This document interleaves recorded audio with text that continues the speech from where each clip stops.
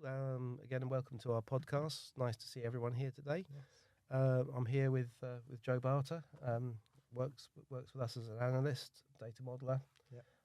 And today we're going to talk about something very practical, which is how do I start to do a data model? I've got a blank piece of paper in front of me, Yes. and I've been asked to produce a data model, and we've all been there. Certainly, how on earth do I get started? That's always a fun question. How do I get started? I think the best way to get started is to just have a go. Mm-hmm. Honestly, it's the best way to start. I know lots of people talk about it, but how? Once you start drawing and you start asking people questions, once you start talking to people, make a mind map. Yep. Giving yourself little ideas about what this means and what that means. You're already, even if it doesn't look like it, starting to make a data model because you're connecting your ideas all together. Yeah, I think you're right there. It's about first of all, I mean, we're talking about data vault here, so hubs and links. Yes. Really, don't worry about the satellites. Hubs and links. So hubs are concepts. Links are relationships between concepts. And you're looking at the blank paper now.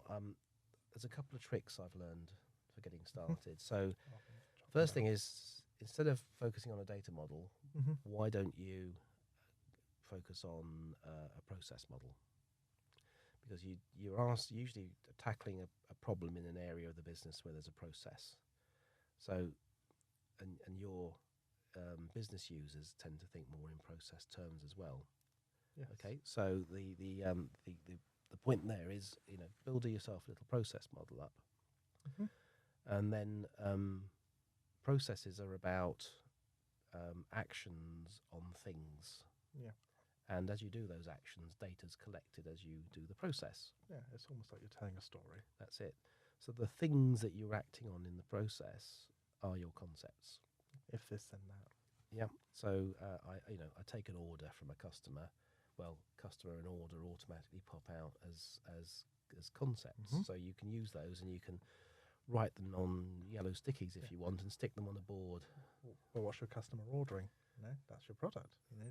Products. Yeah. So exactly. So the more you get that vocabulary out about the process, but then I've seen some people sit down and say, "How do I do a process model? I've still got a blank sheet of paper here. I'm still a bit blind at getting that started." And then I think, well, aren't you lucky today because we've got all these nice, wonderful things happening in the world of GenAI, and you can just ask the GenAI the question, which is, I'm working in this area of the business. What are the processes involved? What are the key concepts involved? Yeah. And then use that as a seed for generating an initial cut. You can say, I am working in a supplying business, whatever. You say, what are the key concepts for my business? Yeah, I tend to ask, I'm in this process area, in this industry. Yes. Yeah, because for example, selling is very different in the pharmaceutical industry from selling in the retail industry. Yes. It's still selling, but there's a limits on what you can and can't do, and the sorts of things you're selling are different, and they're complex sales versus simple sales. I'm not going to be talking about selling my pharmaceuticals in a retail park. Well, no, there are issues around compliance and stuff in there, which you can't do certain things, or you or whatever. So, but the idea is, you say, I'm in this industry. Maybe I'm even say I'm in this particular country if there are country-specific nature of this, and you need to explain I'm in this role. Explain to me the process I need to follow. Explain to me the concepts involved, and then start from there. Do you need to specify what role you're in? Would it be more? I find a lot of modelling you tend to do might be better to think about. You're a stakeholder. You're some sort of higher up level.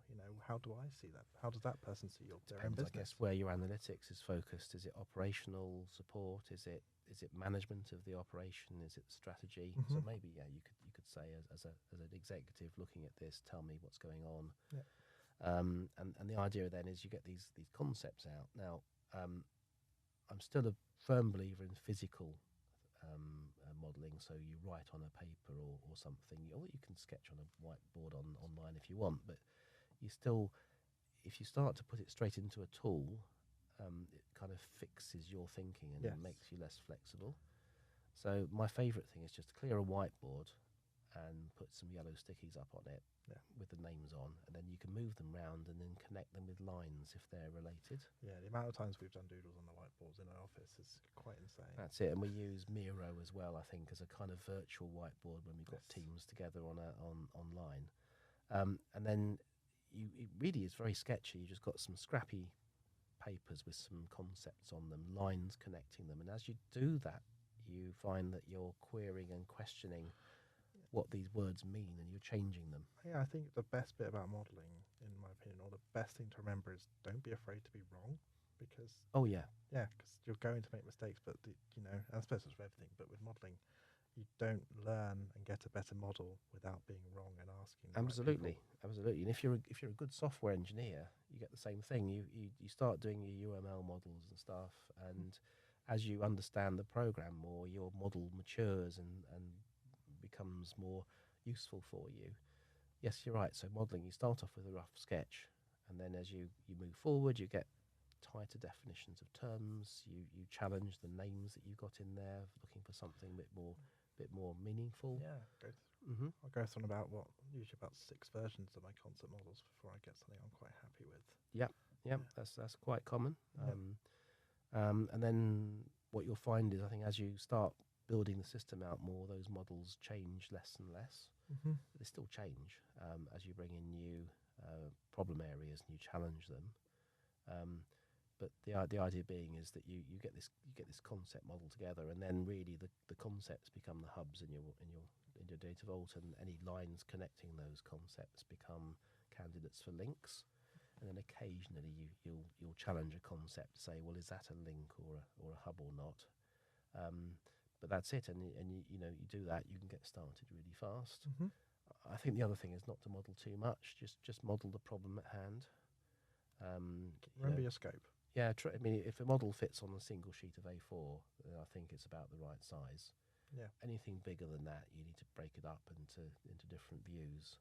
Yeah. If you don't need to worry about what finance is doing, if you're worrying about the customer process at this point, That's right. Yeah. Although you may have hooks, you may identify some concepts you want to link to, but they're kind of out of scope for now. But at least you're showing there's a link in there. But yeah, you're right. Anyway, I mean, that's our experience. What do you think out there? How have you got started on a data model? Let me know if you've got any thoughts or your favourite tricks or techniques for doing that. Anyway, so I think that's about it for today. Thanks, everyone. And it's Neil and Joe here. Thank you very much for attending. And please leave your comments below. We'd look forward to seeing them. So thank you very much. See you all next time. Thank you, everyone. Right, bye-bye.